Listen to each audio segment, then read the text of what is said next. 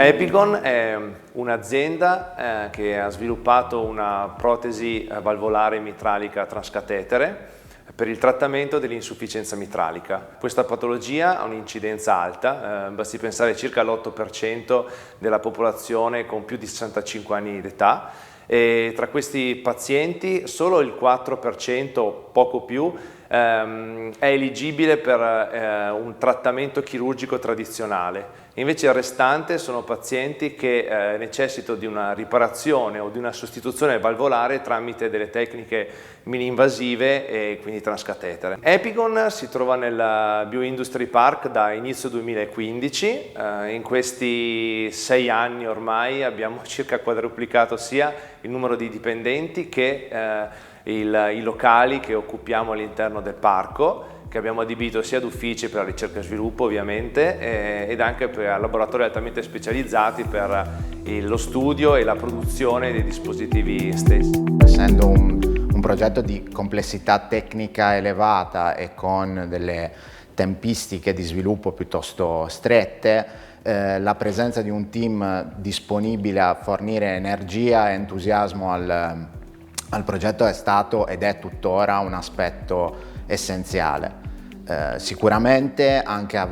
essere all'interno di un contesto che facilita è strategico ed è stato strategico per lo sviluppo, per raggiungere gli obiettivi che abbiamo raggiunto finora. Bioindustry Park ci ha fornito supporto per quanto riguarda la gestione degli ambienti e degli equipaggiamenti e tutta la serie delle utenze che un progetto sofisticato e ambizioso come il nostro richiede. C'è una collaborazione giornaliera con l'amministrazione e con gli operativi all'interno del parco. La partecipazione al BioPMed ci ha sicuramente agevolato nella ricerca e nell'ottenimento di alcune opportunità che da soli probabilmente non avremmo neanche visto, non ne saremmo mai venuti a conoscenza, come per esempio il bando PASS a cui abbiamo partecipato con successo,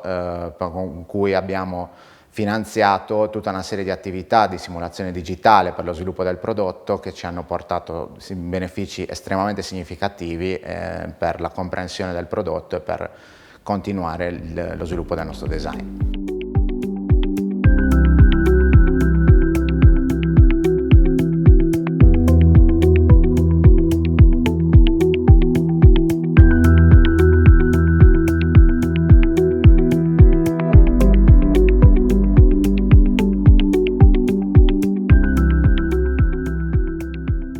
Dal 2018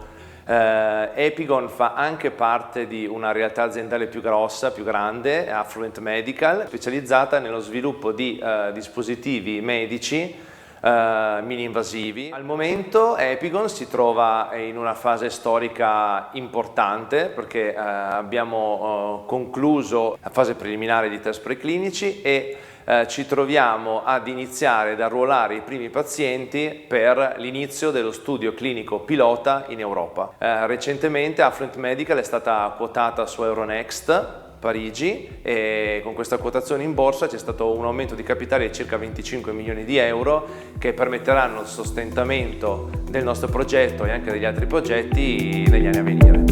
Un aumento nella ricerca e sviluppo a livello di sistema paese noi pensiamo che sia essenziale per continuare a avere iniziative e progetti come quello Epigon. Il numero di progetti nel settore di structural art in Italia in questo momento sono piuttosto pochi, stiamo parlando di 4-5 progetti in totale su tutto il territorio nazionale e 3 di questi sono all'interno del Bioindustry Park. Questo sicuramente è un'indicazione, se non una prova provata, che la presenza di cluster in cui vengono fornite qualifiche, ambienti e supporto sono essenziali per lo sviluppo e per la crescita di progetti innovativi come il nostro. Speriamo che adesso con i nuovi finanziamenti dati anche dal post pandemia ci sia un interesse maggiore che può permettere di creare non solo delle singole iniziative ma dei veri e propri cluster e dei sistemi collegati per cui poi si generi